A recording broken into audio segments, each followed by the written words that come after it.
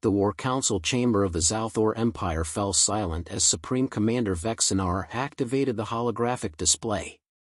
Floating before the assembled military elite was an image that had become the subject of both mockery and mystery across 17 star systems, a small blue and green planet orbiting an unremarkable yellow star in the unfashionable arm of the galaxy. Commander Vexenar's four amber eyes narrowed as she studied the innocent-looking world that had somehow humiliated the greatest military force the known universe had ever assembled. It has been 47 standard cycles since the Krevnak Armada entered the Sol system, Vexenar announced, her voice carrying the weight of disbelief that still plagued the galactic community. 47 cycles since Supreme Admiral Krevnak declared his intention to subjugate the primitive civilization inhabiting the third planet. 47 cycles since we lost contact with 12,000 warships, 4 million soldiers, and the most decorated military commander in galactic history. She paused, letting the magnitude of the disappearance settle over the room like a shroud. Not a single distress signal. Not one escape pod. Not even debris. They simply vanished. In the back of the chamber, junior xenoanthropologist Lyra Thessalia felt her twin hearts beat faster. Unlike the military officers surrounding her, she wore the silver and azure robes of the academic concordance, marking her as a researcher rather than a warrior. Her presence at this council had been contested, but her unique expertise in primitive civilizations had ultimately secured her invitation. She had spent the last 3 years studying every scrap of information about the species that called themselves humans, and what she had discovered both fascinated and terrified her. "Permission to speak, Supreme Commander," Lyra said, her melodic voice cutting through the murmurs of the assembled officers. Vexenar's gaze fixed on her, and Lyra felt the weight of centuries of military tradition bearing down. The commander was old, even by Zalthor standards, having served in conflicts across 300 years. The academic has something to contribute? There was skepticism in her tone, but also curiosity. Desperation, Lyra realized, made even the most traditional commanders open to unconventional thinking. "I believe I know what happened to the Krevnak Armada," Lyra stated, forcing confidence into her voice. "But to explain, I must first ask, how many of you have actually studied the humans beyond their technological classification?" The silence that followed was answer enough. Lyra activated her personal data pad, and a new hologram replaced the image of Earth. It showed a human male, unremarkable by most galactic standards, standing in what appeared to be a primitive dwelling. "This is from one of the data packets we received from the human internet before the Krevnak Armada's arrival. They call these documentary recordings. This particular human is preparing food." Several officers scoffed at the mundane image, but Lyra continued undeterred. "Watch carefully." The hologram animated, showing the human casually handling containers of various substances. "That white crystal substance is sodium chloride, common table salt. The humans sprinkle it on their food liberally. That liquid is dihydrogen monoxide, water, which makes up 60% of their body mass. They immerse themselves in it for pleasure." She paused for effect. "That red fruit is a capsicum pepper, containing capsaicin, a chemical compound that activates pain receptors. They eat it because they enjoy the sensation." "What is your point, academic?" Vexenar asked, though Lyra noticed the commander had leaned forward slightly. "My point, Supreme Commander, is that humans have evolved on a death world." Lyra changed the hologram to show Earth's classification data. When the Galactic Concordance first catalogued Sol 3, it was marked as a Class 12 hazard world. Unsuitable for colonization. The gravity is crushing by standard measures. The atmospheric oxygen content would be toxic to 70% of known species. The planet is tectonically active, prone to violent weather systems, and harbors millions of species of hostile microorganisms. She looked around the room, noting the shifting expressions. Humans didn't just survive this environment. They thrived. They conquered it. And in the process, they became something the galaxy has never encountered before. Admiral Torven, a grizzled veteran of the border wars, stood abruptly. Impossible. Our scans showed they had barely achieved atomic fission. No force shields. No plasma weapons. No faster-than-light capability. They were centuries behind us technologically. Are you suggesting that primitives destroyed the Krevnak Armada? No, Admiral, Lyra replied calmly. I'm suggesting that we fundamentally misunderstood what we were dealing with. Technology is only one measure of capability. She pulled up another image, this one showing a human family.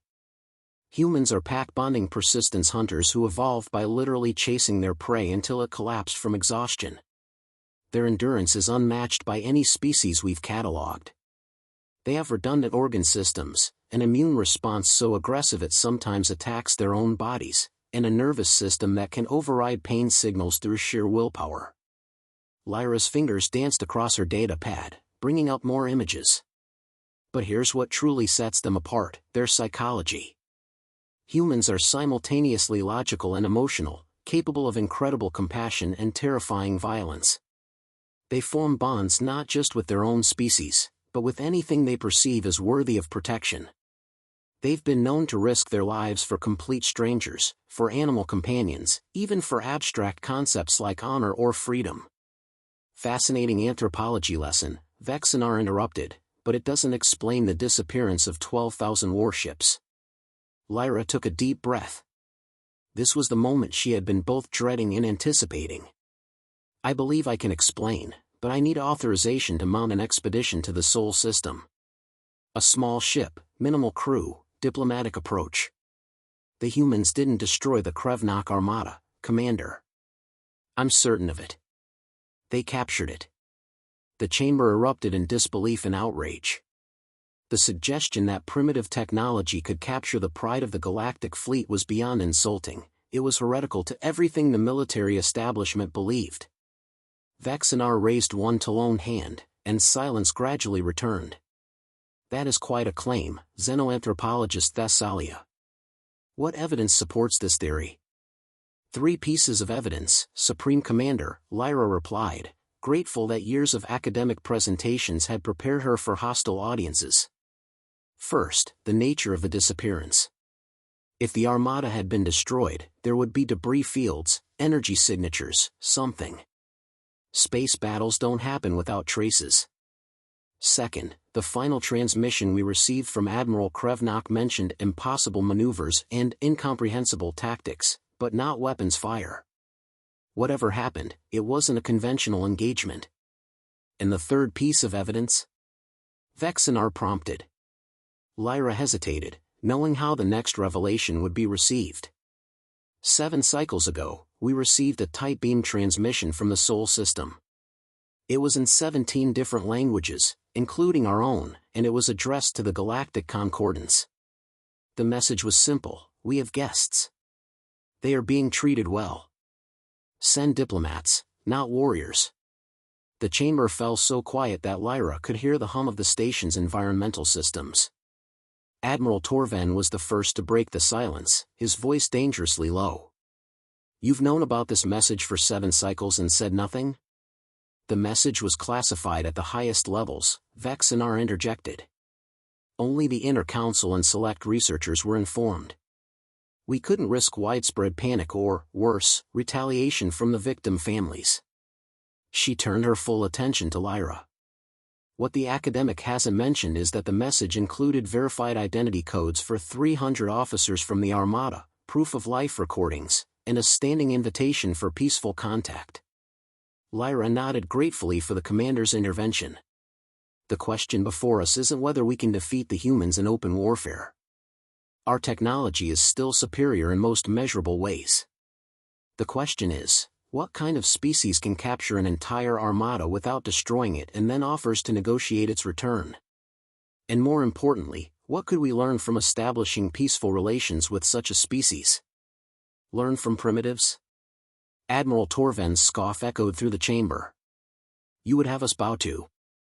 I would have us survive, Admiral, Lyra interrupted, a breach of protocol that made several officers gasp. But she was committed now, and the words poured out with passionate urgency. In all my research, I've discovered something about humans that should terrify every military mind in this room. When threatened, when their homes or families are endangered, humans don't surrender. They don't calculate odds. They fight with a ferocity that borders on insanity. They have a saying, speak softly and carry a big stick. We never gave them a chance to speak softly. Admiral Krevnock went in with weapons hot and demands ready. And the humans responded not by destroying their opposition, but by neutralizing it without loss of life and offering negotiation. She looked around the room, meeting as many eyes as she could. That level of restraint, combined with that level of capability, is what we should be interested in. Not conquest. Partnership. Vaxinar studied Lyra with an unreadable expression for a long moment before speaking. Your passion is noted, xenoanthropologist, and your arguments have merit. However, you're asking us to send a diplomatic mission to a planet that has demonstrated the ability to neutralize our finest military force. The risk is considerable. Which is why I volunteer to lead it, Lyra said firmly. Send me with a small crew, minimal defensive capabilities, full transparency.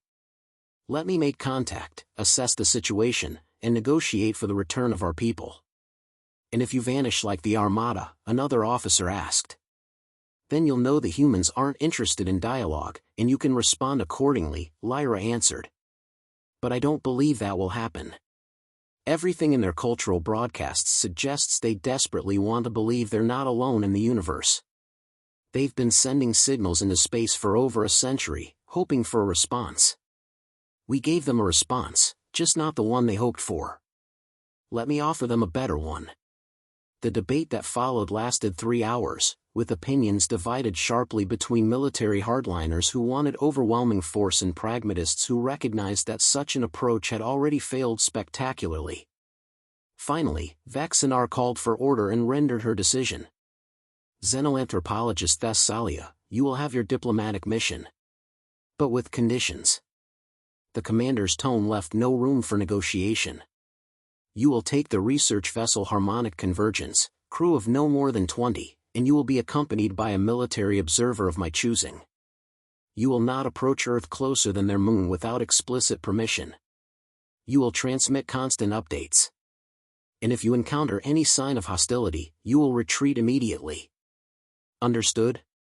Understood, Supreme Commander, Lyra replied, relief and anxiety warring within her. She had gotten what she wanted, but now the weight of responsibility settled on her shoulders like a physical thing. 12,000 lives depended on her success, not to mention the potential for first contact with a species unlike any other in the galaxy. Your military observer will be Captain Jinvar, Vaxinar continued, gesturing to a figure that had been standing in the shadows at the edge of the chamber. Lyra's breath caught as the captain stepped forward. Jinvar was Krevnock, the same species as the vanished admiral, but where his people were typically massive and intimidating, she carried herself with a grace that seemed almost predatory.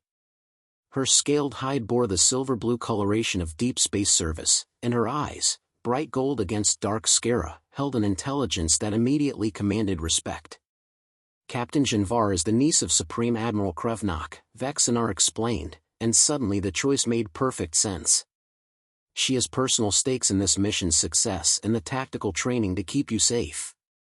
Captain, meet your commanding officer for this assignment. Jinvar approached Lyra, and even though they were of similar height, the captain's presence seemed to fill the space. Xenoanthropologist Thessalia, she said, her voice a low rumble that Lyra felt in her chest. I've read your research papers. Your theories on human bonding behavior are intriguing. Thank you, Captain, Lyra managed, trying not to notice how the ambient light played across Jinvar's scales. I look forward to working with you. We'll see if you still feel that way after a month on a research vessel, Jinvar replied, and Lyra thought she detected a hint of humor in the comment. I have 3 rules for this mission: complete honesty between us, no unnecessary risks with the crew's safety, and if I order an evacuation, you don't argue. Can you agree to those terms? Lyra considered briefly before nodding. I can, if you'll agree to truly listen to my assessments of human behavior and culture, even when they contradict military doctrine. Fair enough, Jinvar said, extending her hand in the human gesture of agreement that had already begun permeating galactic culture. Lyra clasped it, noting the carefully controlled strength in the captain's grip and the warmth of her scales. The council adjourned shortly after, with orders to depart within 10 cycles. Lyra returned to her quarters, mind racing with preparations and possibilities. She had dreamed of making first contact with humans since she first encountered their cultural broadcasts years ago. Their music, their art, their endless curiosity about the cosmos, it had captivated her in ways she struggled to explain to her colleagues. Now she would meet them face to face, but under circumstances fraught with danger and misunderstanding. As she began cataloging the research materials she would need, her door chimed. Opening it, she found Captain Jinvar standing in the corridor, now in casual duty attire rather than formal armor. I thought we should talk, off the record, Jinvar said. May I come in? Lyra stepped aside, gesturing welcome. Her quarters were modest but comfortable, the walls covered with images and data streams about Earth and its inhabitants. Jinvar's gaze swept the room, lingering on a holographic image of a human couple embracing at sunset. You care about them, Jinvar observed. It wasn't a question. I care about understanding them, Lyra clarified. They're remarkable, Captain. Flawed, certainly. Violent and contradictory and often illogical. But also capable of breathtaking compassion and creativity. They've only been in their industrial age for 2 centuries, but they've produced art and music and literature that rivals anything in the galactic archives. And they've also produced weapons capable of destroying their own planet multiple times over, Jinvar countered. I've done my research too, xenoanthropologist. Humans have been in nearly constant warfare throughout their recorded history. They've committed atrocities against their own species over resources, ideologies, even physical variations in appearance. True, Lyra admitted. But they've also worked to overcome those tendencies. Their global cooperation has increased exponentially in the last century. They've established international laws, humanitarian organizations, and cultural exchanges. They're evolving, Captain. Rapidly. Jinvar moved to the window, looking out at the stars. My uncle wasn't a cruel man, despite what you might think.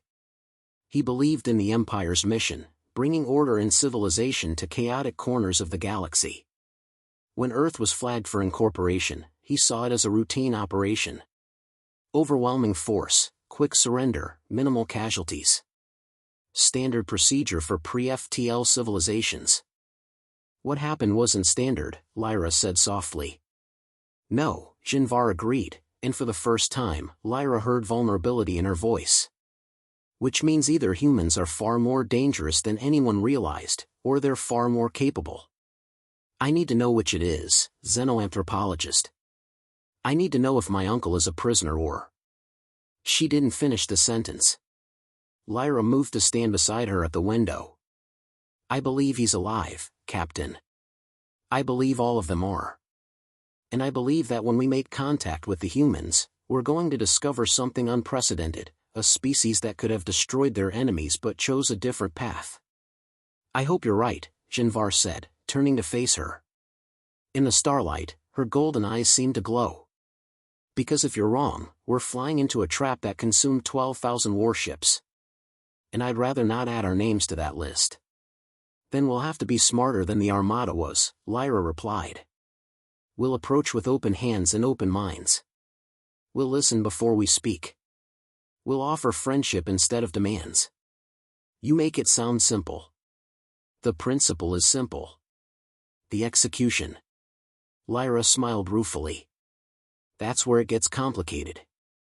But Captain, I didn't ask for this mission just out of scientific curiosity. I genuinely believe that humans and the galactic community need each other. We've become stagnant, comfortable in our superiority. Humans could challenge us to grow again. Jinvar studied her for a long moment. You're either brilliantly insightful or dangerously naive, xenoanthropologist Thessalia. I haven't decided which yet. Why not both? Lyra suggested with a slight smile. To her surprise, Shinvar laughed, a warm, rumbling sound. I think this is going to be an interesting mission. Try not to get us killed with your optimism. Try not to shoot first and ask questions later with your military training, Lyra countered. Deal, Shinvar said, moving toward the door. She paused at the threshold. One more thing. On the ship, in private, you can call me Jin. The formal titles get tiresome on long voyages. Then you should call me Lyra, she replied, pleased by the gesture of informality. After Jin left, Lyra returned to her preparations with renewed energy. The mission ahead was dangerous, unprecedented, and filled with unknown variables. But as she looked at the images of Earth and its inhabitants, she felt a certainty deep in her twin hearts that this was exactly where she was meant to be. Somewhere on that blue planet, answers awaited. Answers about what happened to the Armada, yes, but also about humanity's place in the cosmos. And perhaps, she thought with a mixture of excitement and trepidation, answers about what happened when two species, or two individuals, from vastly different worlds found common ground among the stars. The next 10 cycles passed in a blur of preparation, crew selection, and diplomatic briefings.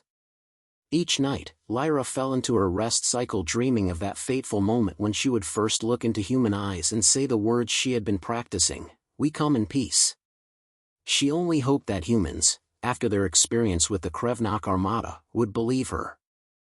The harmonic convergence dropped out of faster-than-light travel at the edge of the Sol system, and Lyra immediately understood why the Krevnak Armada had underestimated humanity.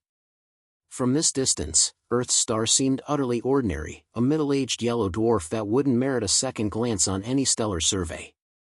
The rocky planets closer to the Sun were barren and hostile, while the gas giants in the outer system followed predictable orbital patterns.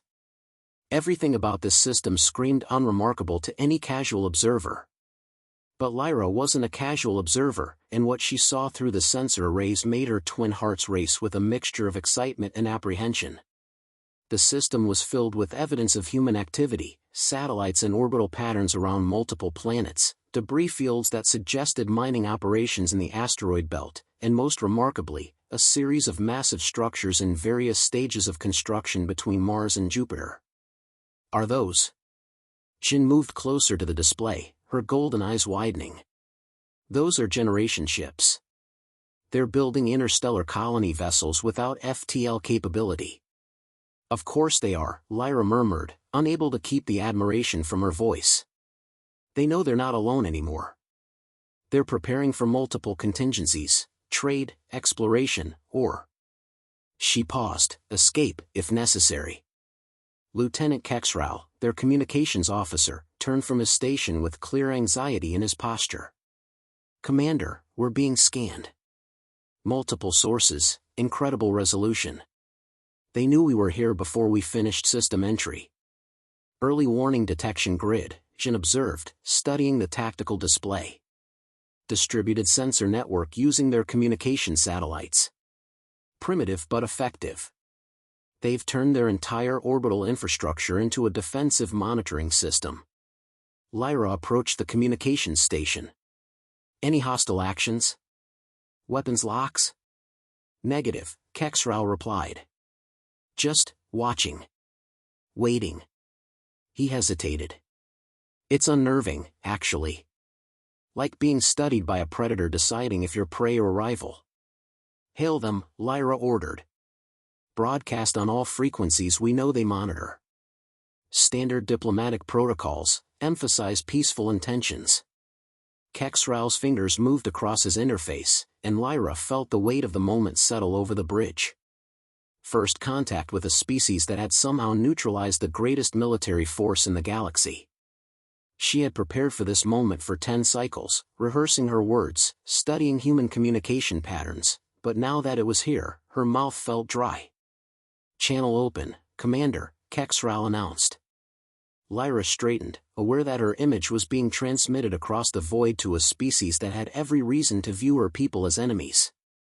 People of Earth, this is xenoanthropologist Lyra Thessalia of the Galactic Concordance, commanding the research vessel Harmonic Convergence. We come not as conquerors, but as diplomats seeking peaceful dialogue. We received your message regarding the Krevnak Armada, and we wish to discuss terms for their return. We await your response and will take no action without your consent. The silence that followed stretched for nearly 2 minutes. Lyra knew that communication lag couldn't account for all of it. The humans were deliberating, debating, deciding. Finally, Kexrau straightened in his seat. Incoming transmission, Commander. Audio and visual. It's in perfect Zalthor standard. No translation software artifacts. The main view screen activated, and Lyra found herself looking at a human for the first time in real time rather than through archived broadcasts. The human was female. Lyra had studied enough of their dimorphic biology to recognize the signs, with dark skin, close-cropped hair showing early graying, and eyes that held a sharpness that reminded Lyra of Jen. She wore a formal suit in dark colors, and behind her, Lyra could see others moving in what appeared to be a command center. Xenoanthropologist Thessalia, the human said, her pronunciation of the alien name flawless. I am Secretary General Amara Okonkwo of the United Earth Coalition. We've been expecting you, though I'll admit we anticipated your arrival several months ago. Either your government is more cautious than we predicted, or there was significant debate about how to respond to our invitation. Both, Secretary General, Lyra admitted, deciding that honesty was the best approach. Many in our military wanted to send another armada. I argued for a different path. A slight smile crossed Okonkwo's face. And yet they sent you with a Krevnak as your military advisor. Captain Janvar, I presume? Her gaze had shifted to someone off-screen from Lyra's position. Chin stepped into frame, her expression carefully neutral. You know my name. We know all your names, Okonkwo replied. Every member of your 20-person crew. The Harmonic Convergence's specifications, weapons capacity, shield strength, and the fact that you've been running silent system checks on your defensive systems every 12 minutes since arrival. She leaned forward slightly. Captain, please tell your tactical officer to stop. We understand caution, but continuous weapons readiness while discussing peace is counterproductive. Chin's scales rippled with surprise, but she gestured to the tactical station. The officer there looked sheepish as he powered down the active targeting systems. How are you monitoring us so precisely? Lyra asked, fascination overriding diplomatic caution. Okonkwo's smile widened. Would you like the short answer or the technical one? Actually, before we get into those details, let me make something clear. You're safe here, xenoanthropologist. We understand you're taking an enormous risk by coming here, especially given what happened to the previous visitors. We appreciate genuine diplomatic outreach. She paused. Why don't you come down to Earth? Face-to-face negotiations are more effective than ship-to-planet communications. We've prepared facilities that should accommodate your physiological needs. You've studied our biology? Jin asked, her tone sharp. We've studied everything we could learn from the Armada's databases, Okonkwo answered without apology. Just as you've been studying our radio and internet broadcasts for years. We're even, I think. Now, shall we actually meet, or do we continue this conversation across several thousand kilometers of vacuum? Lyra looked at Jin, who gave a small nod. The captain's expression said what she couldn't voice aloud. This was why they had come, and retreating now would accomplish nothing. We accept your invitation, Secretary General, Lyra said. What are your landing instructions? 3 hours later, Lyra stood in a diplomatic shuttle approaching Earth's atmosphere, and despite all her preparation, the reality of it took her breath away. The planet was stunningly beautiful from orbit, swirls of white clouds over blue oceans, brown and green continents, the faint lights of human cities on the night-side hemisphere. But it was also visibly dangerous. She could see a massive storm system over one ocean, its spiral arms larger than many moons she had visited. Volcanic activity glowed faintly along tectonic plate boundaries. This world was alive, dynamic, and utterly hostile to most galactic species. And humans called it home. Entering atmosphere, their pilot announced, and Lyra gripped her seat as the shuttle began to shake. Earth's gravity pulled at her, heavier than she was accustomed to, and she understood viscerally what it meant that humans evolved in this crushing embrace. "You all right?" Jin asked quietly. She had insisted on accompanying Lyra personally, leaving the ship's second officer in command of the harmonic convergence. "Just processing," Lyra replied. "Everything I've studied intellectually is becoming real." They landed at a facility the humans called Geneva, chosen apparently for its historical significance as a place of international diplomacy. As the shuttle doors opened, Lyra experienced Earth's atmosphere for the first time, the oxygen-rich air that would be toxic to so many species, the scent of growing things, and most overwhelming, the weather. A light rain was falling, and Lyra stared in wonder at water literally falling from the sky. "Welcome to Earth," Secretary General Okonkwo said, approaching with an umbrella held over her head. "Sorry about the rain. We considered weather control for your arrival, but decided authenticity was more important than comfort." "You have weather control?" Jin asked incredulously. "Primitive version, localized only," Okonkwo replied. "We're working on scaling it up. Come, let's get you inside before you experience more of Earth's hospitality than you're ready for." The facility they entered was a marvel of adapted architecture. The humans had clearly studied their guests' requirements and modified an entire building to accommodate them. Gravity plates in certain rooms reduced Earth's pull to more comfortable levels. Atmospheric controls adjusted oxygen mixtures. Even the furniture had been redesigned for different body structures. "This must have taken months to prepare," Lyra observed, running her hand along a wall that displayed what appeared to be real-time art, constantly shifting patterns that human technicians explained was called digital installation. "It did," Okonkwo confirmed. "We started the moment we sent our message to your government. We hoped you'd come to talk rather than fight." She led them into a conference room where several other humans waited. "Let me introduce the negotiating team. Dr. James Chen, Xenobiology. Dr. Yuki Tanaka, Theoretical Physics. General Marcus Stone, Military Liaison. Dr. Amira Hassan, Cultural Anthropology. And our specialist in your actual question, where is the Armada, Commander David Rodriguez." Rodriguez stood, and Lyra noticed immediately that he had the bearing of someone accustomed to command. He was older for a human, gray in his hair and lines in his face that spoke of stress and hard decisions. "Xenoanthropologist, Captain," he said with a nod to each. "I was the operational commander during the Armada's arrival. I can answer your questions." "Where are they?" Shin demanded, her patience clearly at its limit. 12,000 ships, 4 million personnel. "Where?" Rodriguez gestured to a display screen that activated, showing. Lyra's breath caught. The image showed an enormous structure, clearly artificial, hanging in space.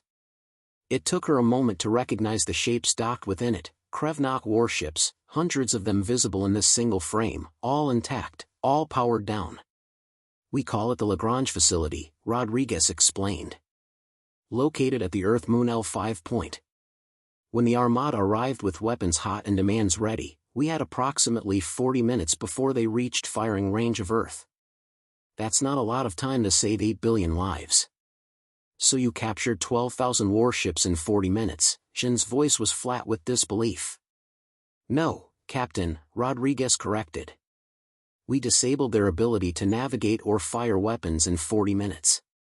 The actual capture took nearly 3 weeks.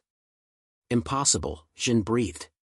"Our ships have redundant systems, hardened electronics, isolated controls. You also have networked communications using quantum-entangled channels," Dr. Tanaka interrupted, her enthusiasm clear. "Beautiful technology, really. Instantaneous communication across any distance. But your security protocols assumed that no species without FTL capability could possibly understand quantum mechanics well enough to exploit the network." Lyra's mind raced, pieces falling into place. "You hacked them. You hacked the entire Armada through their own communication system." "Hacked is such an inelegant word," Dr. Chen said with a slight smile. We prefer established unauthorized administrative access. Though yes, essentially. The moment they entered our system broadcasting their intent to subjugate humanity, our best cyber warfare teams began analyzing their network traffic. Quantum encryption is theoretically unbreakable, but theory and practice sometimes differ, especially when the encryption assumes certain technological limitations and potential adversaries. Rodriguez pulled up another image, this one showing what Lyra recognized as the Armada's flagship. We didn't hurt anyone, Captain Janvar. That was our primary directive, disable without casualties. We shut down weapons, navigation, and life support systems in a cascade pattern, then immediately restored life support with a localized override. Your uncle's crew had about 6 minutes of genuine danger before we brought the environmental systems back online under our control. 6 minutes where 4 million soldiers could have died, Jin said quietly, her scales shifting to a darker hue that Lyra had learned indicated distress. 6 minutes where they didn't, Okonkwo stated firmly. Commander Rodriguez had standing orders, the moment casualties seemed likely, abort the operation. We would have let the Armada reach Earth and tried other methods rather than kill your people. Why? The word burst from Lyra before she could stop it. Why show such restraint when facing invasion? The humans exchanged glances, and it was General Stone who answered, his voice carrying the weight of someone who had seen real combat. Because we've spent the last 100 years learning a hard lesson, xenoanthropologist. Violence is easy. War is easy. Killing those we fear or don't understand is the path humanity walked for thousands of years, and it nearly destroyed us multiple times. He leaned forward, his gaze intense. We didn't spare the Armada out of weakness.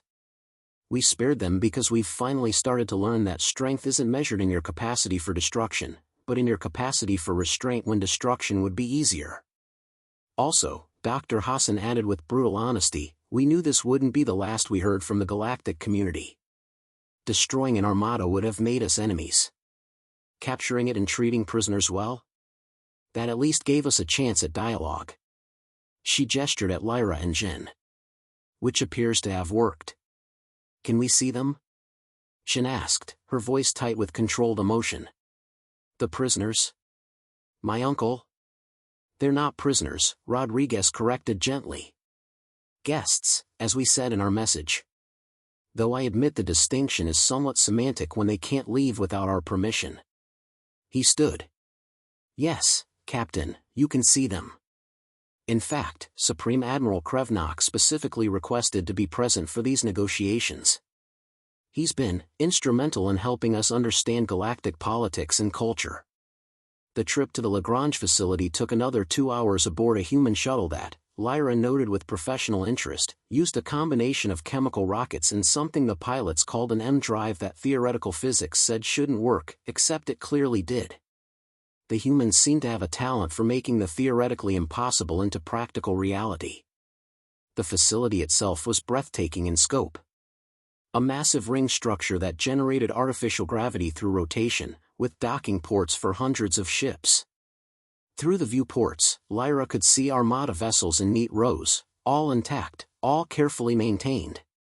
We've kept them in perfect condition, Rodriguez explained as they docked. Regular maintenance, repairs were needed. Some of your personnel have actually been helping with upkeep.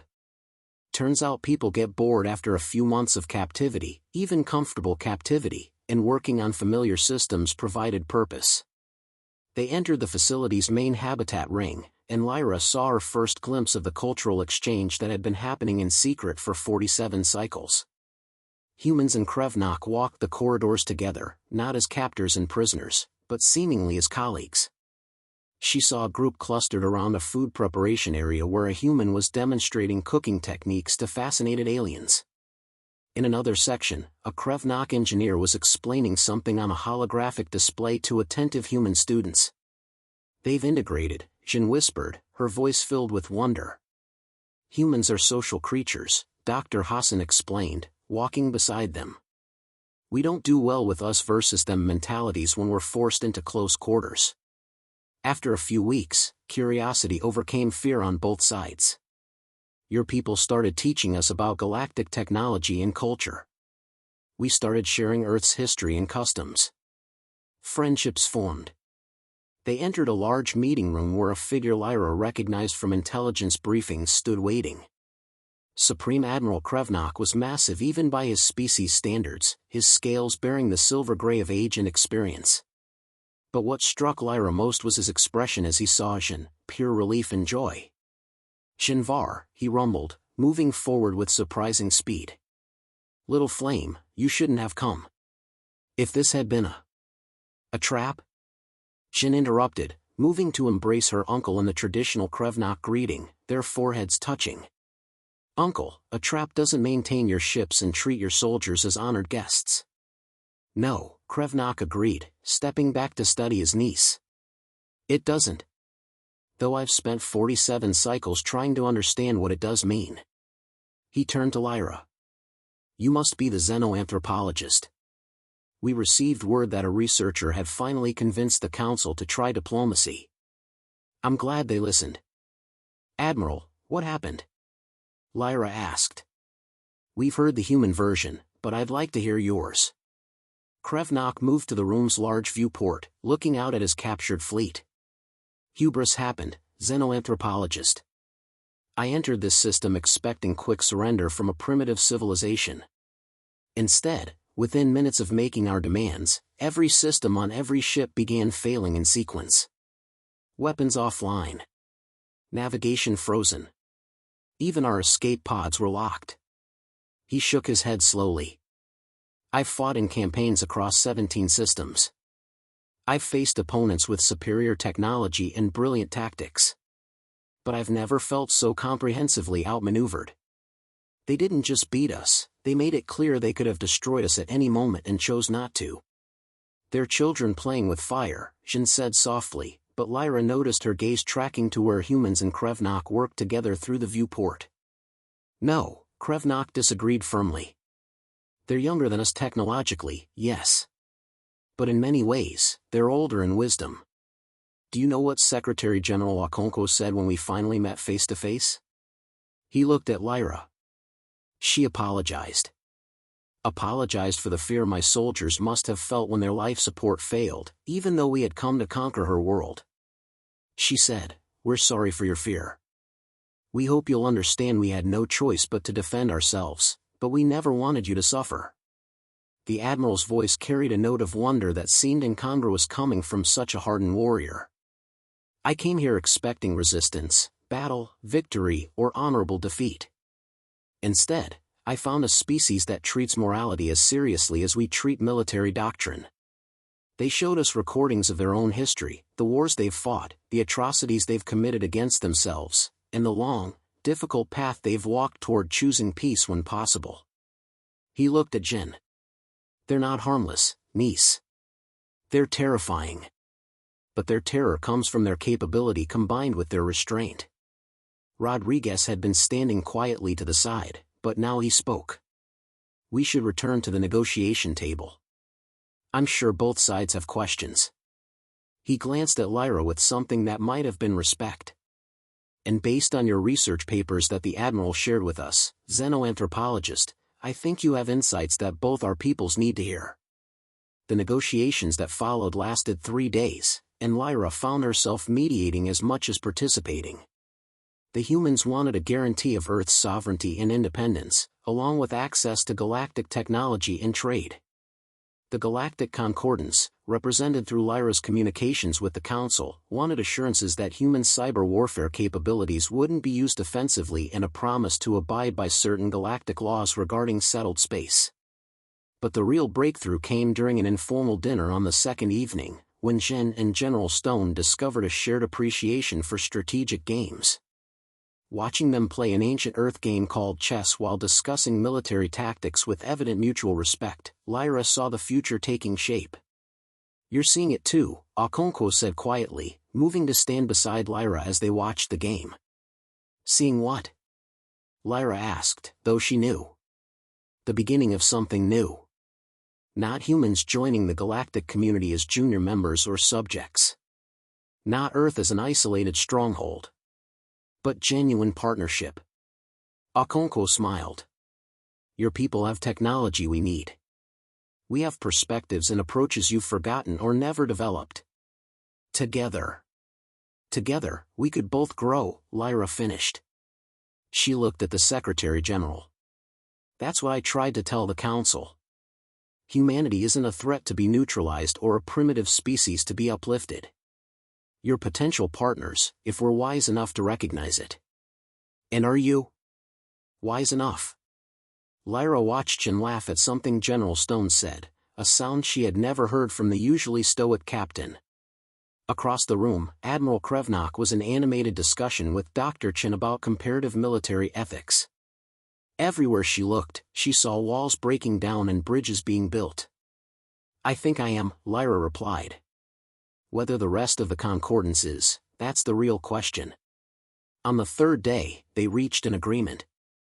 The Armada would be returned in stages, with Admiral Krevnock himself remaining on Earth for an additional 6 months as the first official galactic ambassador. Earth would receive observer status in the concordance, with a path to full membership as they developed FTL capability. And perhaps most importantly, a cultural exchange program would begin, with humans and various galactic species learning from each other in a structured, peaceful framework. As Lyra prepared to return to the harmonic convergence with news of the successful negotiation, Jin found her in one of the facility's observation decks. Thank you, the captain said simply. For believing this was possible when everyone else wanted war. Thank you for trusting me enough to try, Lyra replied. She looked at Earth, hanging like a jewel against the black. I studied humans for years, but I only truly understood them when I saw how they treated their enemies. With mercy. With hope for something better. They're remarkable, Jin agreed softly. Then, quieter, as are you. Lyra turned to find Jin watching her with an expression that made her hearts beat faster. Captain. Jin, she corrected. We agreed, remember? And we're not on duty right now. She moved closer. Lyra, when this mission started, I thought you were a naive academic playing at diplomacy. I was wrong. You saw what others couldn't, that sometimes the bravest action isn't to fight but to extend your hand in friendship. I had help, Lyra said, very aware of how close Shin was standing. Your presence gave me credibility. Your support made them take the mission seriously. Then we made a good team, Shin said, and Lyra couldn't tell which of them closed the remaining distance, only that suddenly they were embracing, foreheads touching in the Krevnock gesture of deep affection that transcended mere friendship. Below them, Earth continued its eternal rotation, a death world that had given rise to a species that chose mercy over vengeance, hope over fear. And aboard a station built by those same humans to house an army that came to conquer them, two beings from different worlds discovered that the greatest adventure wasn't exploring the stars. It was opening your heart to someone whose life had followed a completely different orbit until the moment your paths crossed. Come on, Lyra said eventually, reluctantly stepping back. We need to prepare our report for the Council. And I suspect we'll be making many more trips to Earth in the coming months. I suppose I could tolerate that, Jin said with a smile that made her fearsome appearance seem gentle. For diplomatic purposes, of course. Of course, Lyra agreed, returning the smile. As they walked back to prepare for departure, Lyra reflected that she had come to Earth seeking answers about a vanished Armada. Instead, she had found something far more valuable, proof that different species could choose understanding over conflict, and in doing so, create something neither could achieve alone. The galaxy was about to change, she knew. Humanity was no longer a harmless blue planet to be ignored or subjugated. They were partners, allies, and perhaps most importantly, friends. And for Lyra personally, the mission had brought an unexpected gift, someone who understood both her passion for peace and her determination to protect it. The harmonic convergence departed 3 days later, carrying news that would reshape galactic politics. Behind them, Earth continued its journey through the cosmos, no longer alone, no longer unknown. The strongest armada in the galaxy hadn't vanished after challenging a harmless blue planet. It had been transformed, from conquerors to ambassadors, from enemies to the first bridge between humanity and the stars. And that, Lyra thought as she held Jin's hand during the jump to FTL, was exactly the kind of happy ending that neither military doctrine nor academic theory could have predicted.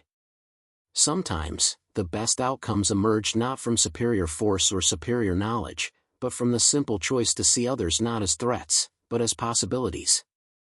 The end.